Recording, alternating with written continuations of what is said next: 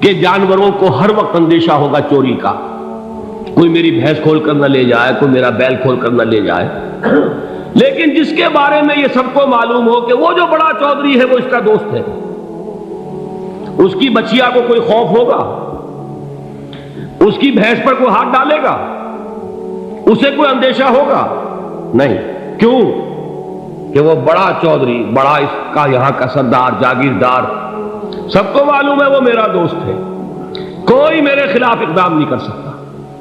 اس دنیا میں یہ چھوٹی سی بات اگر آپ کے دلی اطمینان اور سکون کا باعث بن سکتی ہے تو ذرا تصور کیجئے۔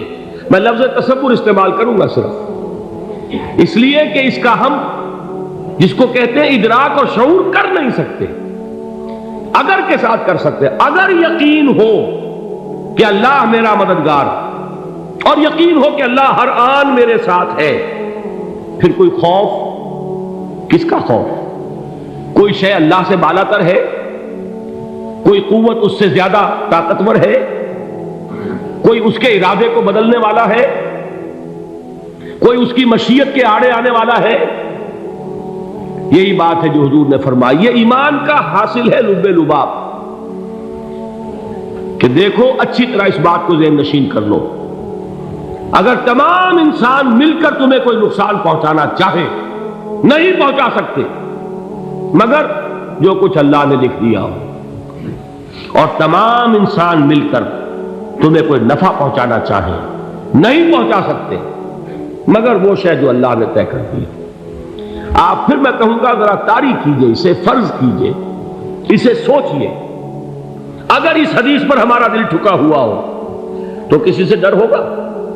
یہ مجھے نقصان نہ پہنچا دے، یہ میری رپورٹ خراب نہ کر دے، یہ میری انکریمنٹ نہ رکوا دے، یہ میرا یہ نہ بگاڑ دے، یہ میرے یہ نقصان نہ پہنچا دے۔ اس کا ڈر، اس کا ڈر، اس کا خوف، اس کی خوشامد، اس کے لیے جا کر طرح طرح سے اپنی عزت نفس کو ذلیل کروانا اس کے سامنے، یہ سب کچھ کیوں کرتا ہے انسان؟ جب سمجھتا ہے کہ اس کے ہاتھ میں میرا کوئی نفع ہے، اس کے ہاتھ میں میرے لیے کوئی ضرر ہے، یہ مجھے کوئی غضب پہنچا سکتا ہے، یہ مجھے کوئی نقصان پہنچا سکتا ہے، یہ میرا کوئی کام بنا سکتا ہے، یہ میری کوئی ضرورت پوری کر سکتا ہے، اسی کا نام شرک ہے۔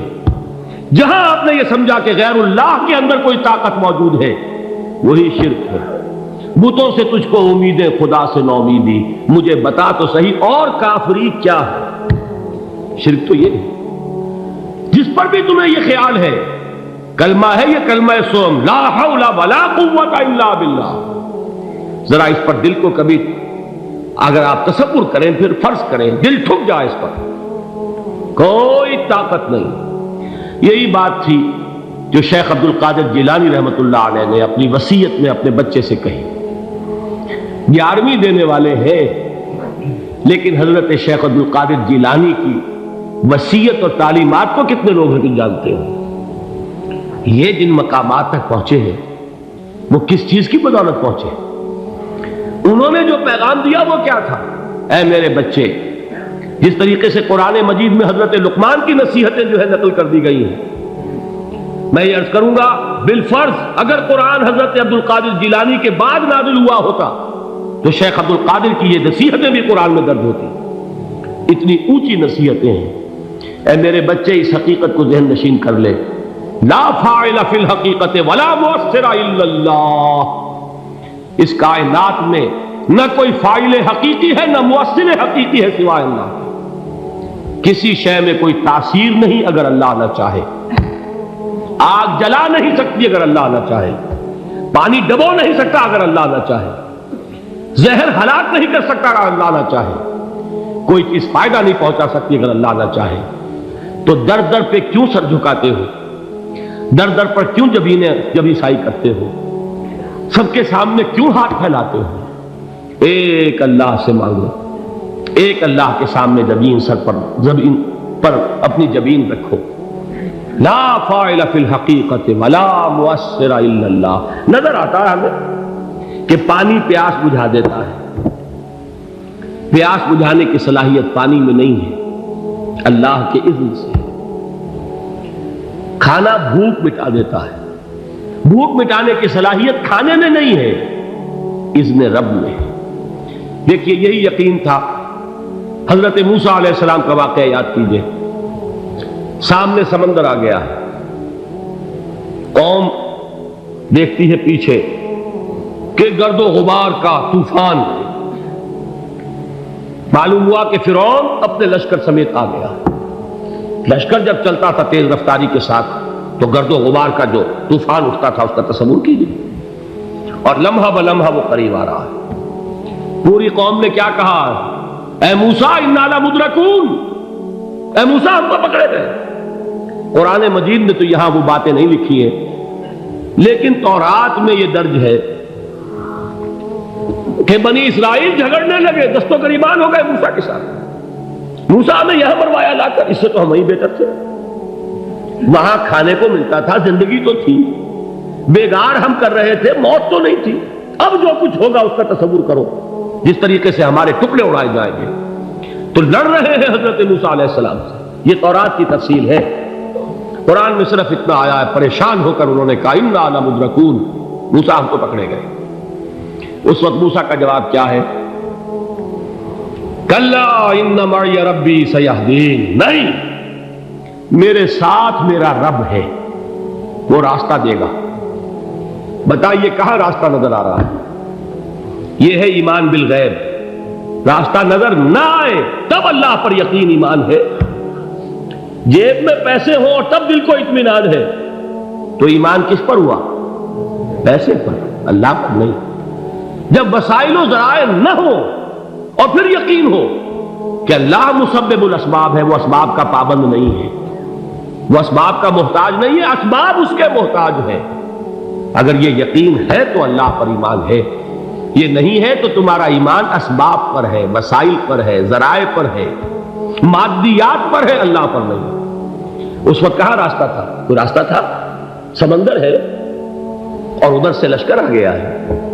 کلا ان معی ربی سیہدین۔ اب دیکھیے ایمان کہہ دینا آسان ہے، ہوا معکم اینما کنتم، جہاں کہیں بھی تم ہوتے ہو اللہ تمہارے ساتھ ہوتا ہے، لیکن اس کا یقین قائم ہو جائے تو زمین و آسمان کا فرق واقع ہو جائے۔ یہی بات ہوئی حضور کے ساتھ۔ غار ہے، چھپے ہوئے ہیں محمد رسول اللہ اور آپ کے وہ یار غار ابو بکر صدیق رضی اللہ تعالی عنہ۔ اقبال نے حضرت ابو بکر کی شان میں چند اشعار کہے صرف، لیکن واقعہ یہ ہے کہ بھاری بھاری نظموں پر اور قصیدوں پر بھاری ہے، طویل ترین نظمیں اور قصیدے ہوں ان پر بھاری ہے۔ ہمتیں ابو بکر کی ہمت جو ہے، کشت ملت را چوں ابر، جیسے بارش سے کھیتی اپجتی ہے، ابو بکر کی ہمت اور عظیمت اس امت کو اسی طرح سینچنے والی ہے۔ ثانیے اسلام و غار و بدر و قبر، وہ دوسرے تھے اسلام میں، دوسرے پہلے کون تھے؟ انا اول المومنین، حضور فرماتے سب سے پہلا ایمان لانے والا میں، دوسرے ابو بکر۔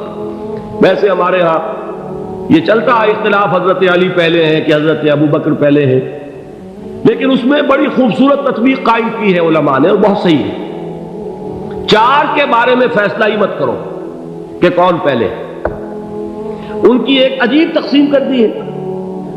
آزاد مردوں میں، بالغ مردوں میں سب سے پہلے ابو بکر، بچوں میں سب سے پہلے علی، خواتین میں سب سے پہلے خدیجہ، اور غلاموں میں سب سے پہلے زید بن حارثہ۔ بڑی پیاری تقسیم ہے، یہ چاروں ہی پہلے ہیں، ہر ایک کے لیے اولیت ہے۔